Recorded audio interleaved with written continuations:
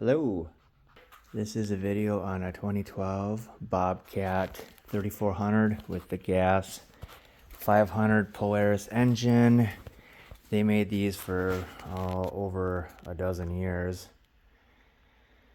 This will just be able for the oil change.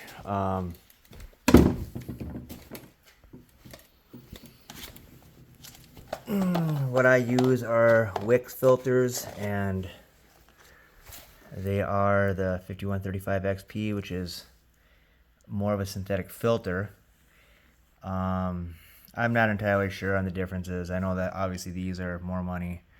And so those are the filters. This is the oil that I use. Let me know in the comments what oil you guys think would be better than this. I know there's a lot of debate on oil and viscosities, but here is the oil sump, I think they call it, and it's a 2-quart capacity.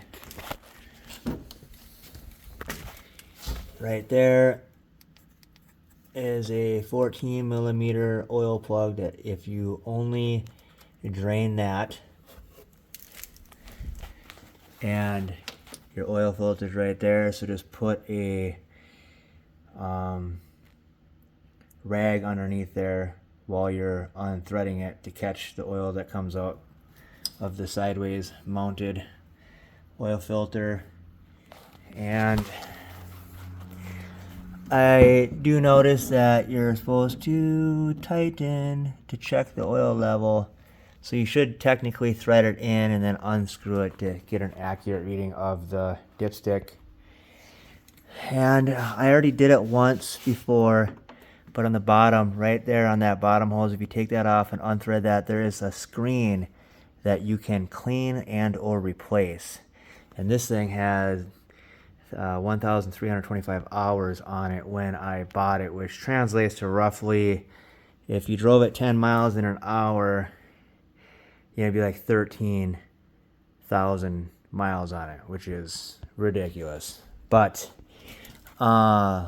surprisingly, that screen was pretty damn clean. Unlike everything else on this thing, that was the one thing that I was surprised by. It was clean, and you put it back in. And if you ever do remove that lower hose on this oil sump, in the manual it says there's a bit of a priming process. Now, if you're just doing an oil change and just changing the filter and the oil, and you do not remove that hose to check the screen, just disregard everything I just said. But if you do change the oil, dump the oil, and we go, I'm going to look at that screen, it's fine. You pull the hose off, just clean the screen up. I don't think you need to buy a new one. I don't remember. I am usually quick to buy new parts and put them on, like this thing here. But you clean it up, put it back in. I think you might want to notate the orientation of it when you took it off, maybe count the turns. I think you maybe use some sealant. I don't know. I just read it in the manual. If you just get the manual and print it up, it'll tell you. But I know I can't remember the exact priming process, but you'll see on this top hose here, there's a slit.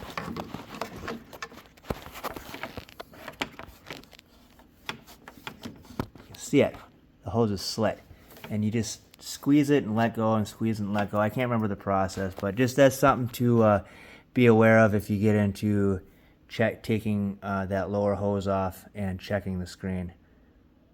And that's it, just keeping it short.